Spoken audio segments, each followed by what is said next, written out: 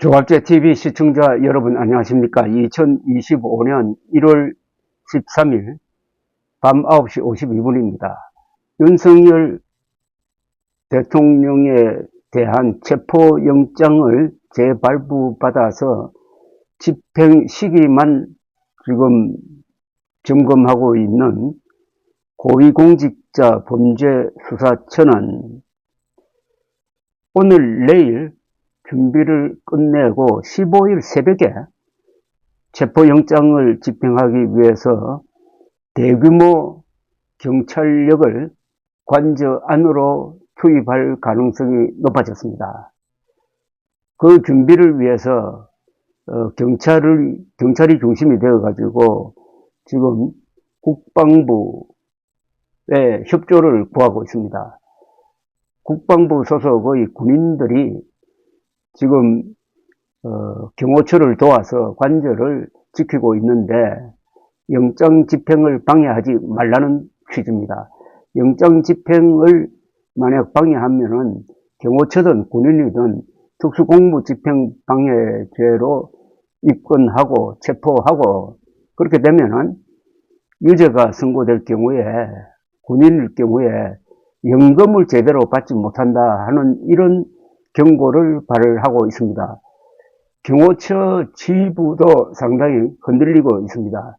경호처 처장은 사표를 내고 경찰 수사를 받고 있고 대행하는 차장에 대해서는 경호처 안에서 상당히 좀 대어드는 모양새가 있어가지고 지도층이 경호처 지휘부가 분열되고 있고 무엇보다도 경호처 직원들이 이렇게 특수공무집행방해 혐의를 받다가는 연금도 제대로 받지 못한다는 이것은 굉장히 큰 어떤 위협으로 퍼져가지고 막강한 압도적인 경찰력이 들어갈 때 과연 저항을 할 수 있겠느냐 하는 생각이 듭니다. 이번에는 전번처럼 저항을 하기는 어려울 것이다.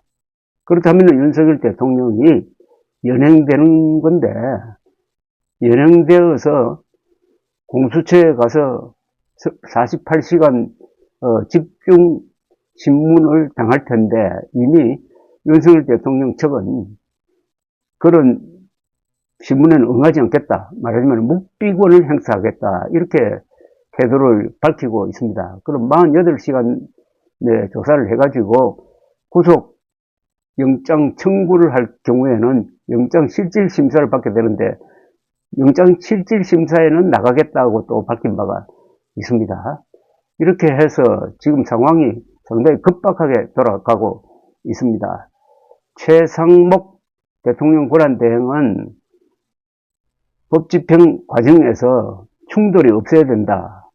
다치는 사람이 없어야 된다는 것을 강조를 하고 있는데 현장에서의 상황이 상당히 좀 앞서간다고 그럴까요? 그래 해서 정치권에서 수습책을 내어놓기 전에 15일쯤 윤석열 대통령 연행으로 기정사실화가 될 가능성이 점점 높아지고 있습니다. 윤 대통령의 신병을 확보하기 위한 체포 시나리오를 준비한 데 이어서 어제 공문 발송까지 마친 공수처는 이러면 15일 체포영장을 집행하는 쪽에 지금 무게를 두고 있습니다. 공수처가 어제 발송한 협조 공문에는 윤 대통령 체포영장 집행을 재차 막을 경우에 민형사상 책임을 질 수 있다는 내용이 담겼습니다. 국방부와 경호처에 보냈는데 경호처에 대해서는 특히 경비안전본부장 등 지휘부 6명을 지목해가지고 특수공무집행방해치상, 직권남용 등에 따른 형사처벌 가능성과 민사상 손해배상 책임은 물론 연금, 수령, 제한 등의 불이익 가능성까지 언급을 했습니다.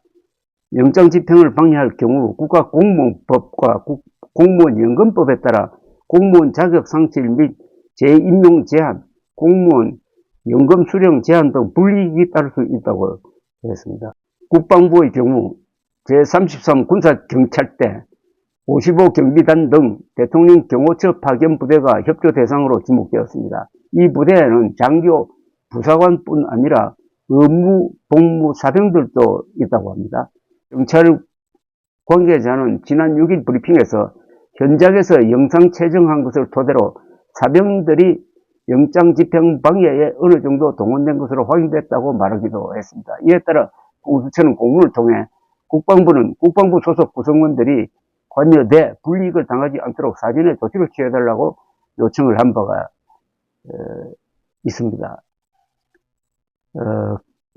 경찰은 지난 10일에 이어 어제도 서울과 경기 남부, 북부 등 수도권 경찰청 광역수사단 총경급 지휘관들을 소집해가지고 윤 대통령에 대한 체포영장 방안을 논의했고 1000여 명의 체포조를 동원하겠다는 방침을 정하고 구체적 집행계획과 장비 등을 점검한다고 합니다. 1000명을 투입을 하면은 우선은 경호처 간부들을 체포하거나 해가지고 무력화시키는 걸 한 다음에 그 다음에 대통령 관저로 들어가서 대통령을 데리고 나오는 그런 작전을 펼 것으로 보입니다. 윤 대통령 측은 공수처의 공문 발송에 대해서 대통령 경호 인력들의 경호 지원 활동을 위축시키기 위한 이관계라고 비판을 했습니다. 석동훈 변호사는 어제 브리핑을 열고 오늘 브리핑을 열고 공수처의 이런 체포 관련 겁박은 탄핵소추 피청구인인 윤 대통령의 방어권에 심대한 제약을 가하는 행위다. 국가 원수를 공수처에 내리가 신문하겠다는 알량한 목표의식으로 대통령에 대해 경찰을 대량 동원하고 장비까지 쓰겠다는 것은 국민적 지탄을 받게 될 것이라고 했습니다. 윤 대통령은 공수처 조사에 대해서는 진술을 거부하겠다는 점도 재차 강조했습니다. 석동훈 변호사는 공수처가 온갖 무력적인 무리수로 윤 대통령을 체포해 대통령에게 신문이라는 형태로 묻는다 해도 대통령은 아무 이야기도 할 수 없다고 했습니다. 이어서 이 같은 상황이 예정되었음에도 공수처는 현직 대통령을 강제로 체포해 끌고 간 뒤에 구음실설에 잡아가두는 그 모양을 보여주기 위해 망신주기에 나서고 있다고 했네요. 현직 대통령을 연행해가지고 조사한다는 것 자체도 참 세계적으로도 희귀하고 한국에서는 처음 있는 일입니다. 그러니까 윤석열 대통령이 일종의 친위 쿠데타를 기도했다가 실패하니까 이런 식으로 이제 보복을 당하고 있는 셈인데 경찰이 상당히 적극적인 것으로 보입니다. 그동안 경찰은 검찰에 대해서 불만이 많았습니다. 검찰총장 출신인 윤석열 대통령에 대한 특별한 감정이 있지 않을까 하는 생각도 합니다만은 윤석열 대통령 측에서 그동안에 이 체포영장을 불법이라고 하면서 그것을 무효화시키기 위한 여러 가지 방도를 구했지만은 다 법원에서 받아들이지 않았습니다. 체포영장은 무조건 집행되어야 한다. 집행된 다음에 뭐 적부심을 통해서 다툴 수는 있지만은 체포영장은 법원에서 발부되는 그 순간부터 그게 합법적이고 이것을 불법화 시킬 수 있는 어떤 방법도 존재하지 않는 건 또 사실입니다. 그러니까 법리상은 공수처가 지금 완벽한 정당성을 갖고 있습니다. 윤석열 대통령 측에서 이의신청까지 했습니다. 그런데 이의신청까지 기각되어 버리니까 윤석열 대통령이 더 이상 문제 삼을 만한 법은 존재하지 않습니다. 다만 정치적 고려로서 윤석열 대통령이 현직 대통령인데 탄핵 결정 나온 다음에 전직 대통령이 되면 그때 전직 대통령일 때 체포 구속하는 게 맞지 않느냐 하는 것은 상당히 유력한 설득력 있는 대안이긴 하지만은 현장 상황이 그런 걸 허용하지 않을 만큼 급하게 진행되고 있습니다. 자, 이렇게 해서 윤석열 대통령이 연행된 이후에 어떤 일이 벌어질 것이냐. 연행된 이후에 윤석열 대통령 지지 세력이 거리에 나왔던 지지 세력이 어떻게 행동할 것이냐.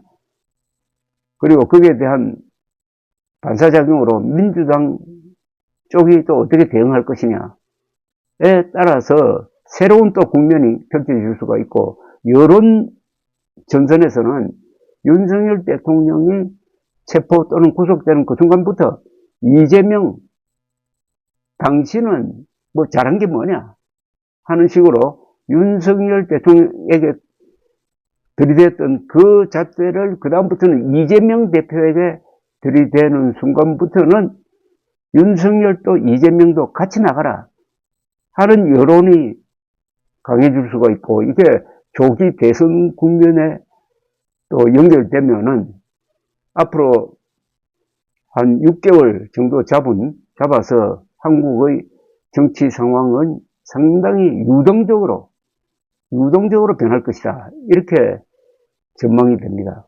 윤석열 대통령이 취할 수 있는 마지막 어떤 행동은 있다고 생각합니다. 끌려나가기 전에, 강제 연행되기 전에 스스로 나가는 방법이죠. 아니면은 끌려나가는 선택을 한다는 것은 끌려나가는 모습을 보여줌으로써 자기 지지층을 결속시키겠다는 그 계산에 따를 것인데, 윤석열 대통령이 대통령다운 모습을 보여줘야 한다. 대통령의 미학이라는 게 있지 않겠습니까? 대한민국을 대표한, 이런 근사한 나라를 대표했던 의젓한 윤석열 대통령을 기억하는 사람들은 요사이 보여주는 그런 식 말고 마지막으로 한번 원래의 그 당당한 모습을 보여주기를 바랄 것입니다. 감사합니다.